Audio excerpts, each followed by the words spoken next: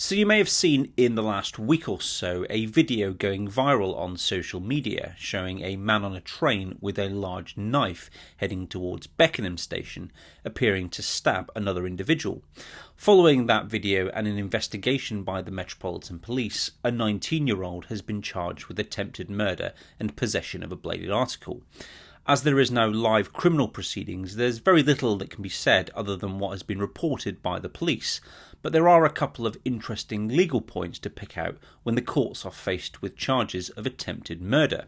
In this video, I'm going to explain why it can be a real problem to prove an offence of attempted murder, and why guilty pleas are often offered by the defendants for grievous bodily harm with intent, and are often accepted by the Crown Prosecution Service instead of proceeding with a charge of attempted murder.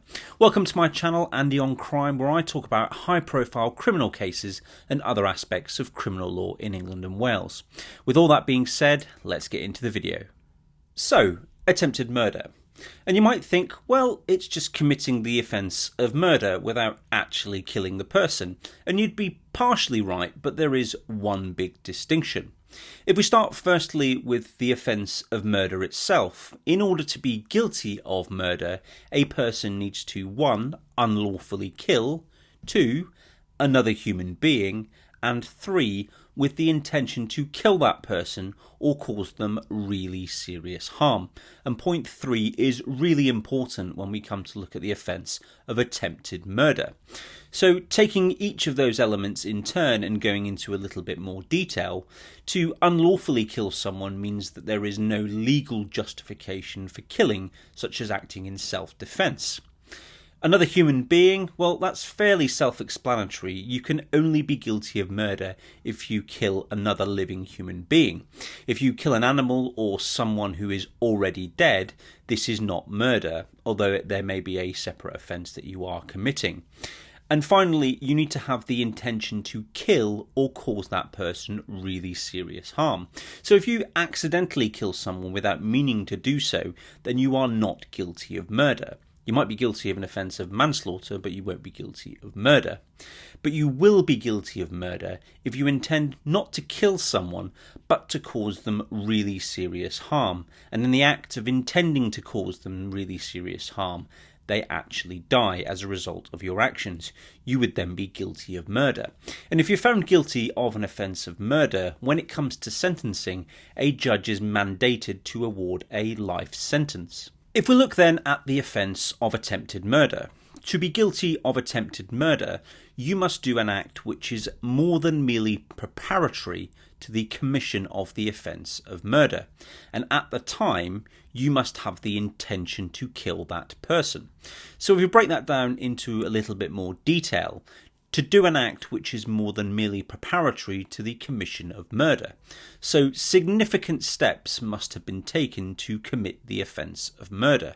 So for example, stabbing someone multiple times could be considered more than merely preparatory, whereas going to a shop and buying a knife with the intention of killing someone is unlikely to be more than merely preparatory. It is an objective test, and depends how far along into the commission of the offence of murder you are, will depend on whether or not this element is proven. And the second part, which is the important bit in this video, to be guilty of attempted murder, you must intend to kill that person. Unlike murder itself, where you can intend to kill or cause really serious harm. So arguably, it is more difficult to prove the offence of attempted murder than it is to prove the offence of murder. And unlike murder, which attracts a mandatory life sentence, attempted murder does not automatically attract a life sentence, but a judge can award one if the case is serious enough. Now, the sentencing guidelines for attempted murder is shown on screen and is broken down into two things: culpability and harm. For an offence of attempted murder involving a knife, it is likely to be considered a culpability B offence, and depending on the harm, the starting point will either be 20, 25 or 30 years. And this is not a minimum term like there is for an offence of murder. A person will serve 2/3 of that sentence before being eligible for release.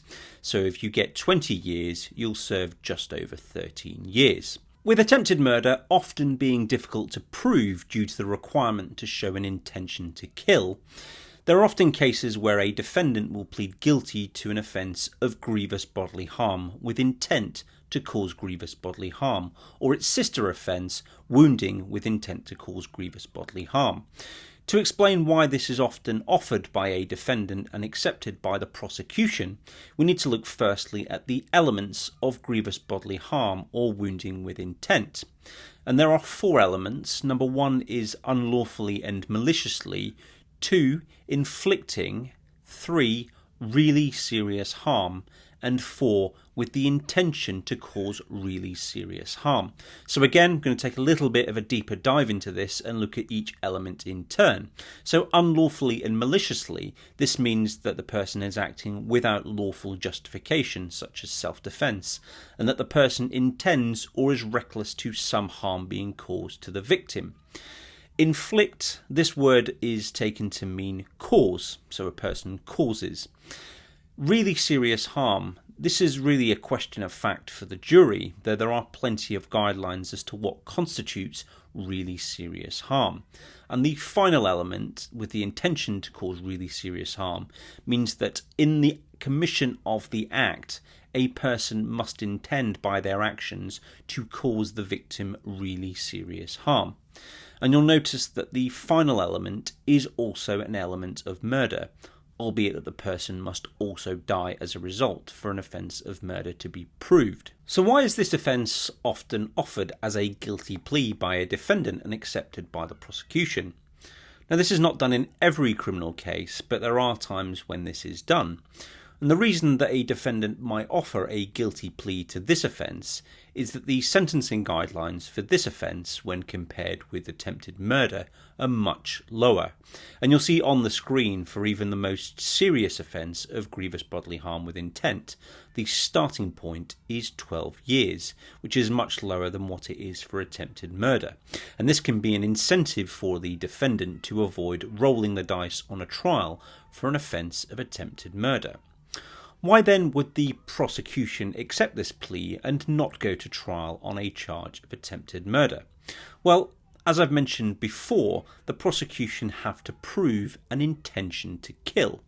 It is not enough to show that the defendant intended to cause really serious harm, which would be fine for a charge of murder. And the problem with proving an intention to kill is that short of a confession, this can only be inferred through the conduct of the defendant. The prosecution have to show that the defendant's conduct was such that they can be sure that in the defendant's mind they intended to kill. If a jury think that the defendant may have only intended to cause really serious harm, then the defendant would be not guilty of attempted murder. Given that difficulty, it is often justified to accept a plea to grievous bodily harm rather than to proceed on a charge of attempted murder. Of course, this is very much case dependent, and it will often be clear where there will be little difficulty in showing that the defendant intended to kill the victim. So for example, someone who stabs someone multiple times whilst saying, "I'm going to kill you," it may be much easier to prove that they intended to kill that person, whereas someone who may have stabbed someone once, albeit that they've suffered a serious injury, to prove that they intended to kill them. So it's very much a balancing exercise for the Crown Prosecution Service, but there will often be times where an offence of grievous bodily harm with intent will be accepted by the prosecution. So this video has been created to just give you that information and that background in relation to the offence of attempted murder, so that next time you hear on the news of the Crown Prosecution Service accepting a plea to grievous bodily harm with intent instead of attempted murder, you can at least understand the rationale behind it, even if you disagree with the decision. If you do have any comments on this video or in relation to the offence of attempted murder itself, then please drop a comment down below. If you did enjoy this video, then please do consider giving it a like, and if you'd like to see more from me, then please do subscribe to my channel. Thanks for watching, take care.